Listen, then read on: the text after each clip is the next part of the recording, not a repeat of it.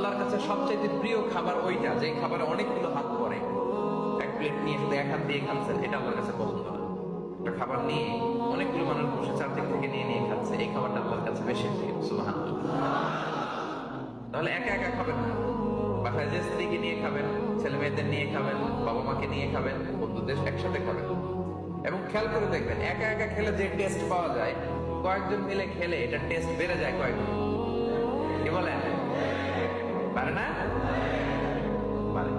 দেখবেন, খেয়াল করে দেখবেন, তাহলে বেশি বলবো। আবার রাসূল সাল্লাল্লাহু আলাইহি ওয়াসাল্লাম বলেছেন, আরেকটা এটিকেট শুনেন, আল বারাকাতু তানজিলু ওয়াসাতাত তাআম।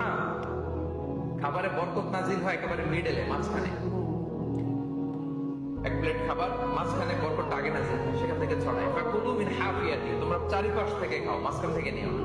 ওয়ালা তাকুলু মিন ওয়াসাতি, মাঝখান থেকে উঠাবো না। তাহলে লেটস সে বিরিয়ানি আনা হলো এক বোল, আপনি যখন ডিস্ট্রিবিউট করবেন বা খাবেন, আপনি এক পাশ থেকে শুরু করবেন, করতে করতে করতে করতে মাঝখানে যাবেন। অনেকে এখন মাঝখান থেকে দেয়া শুরু করবে না, বরকত না আমি ওই জায়গায়, ওইটাই যদি একজনকে দিয়ে দিত, বাকিরা বরকত পাওয়া লাগবে না।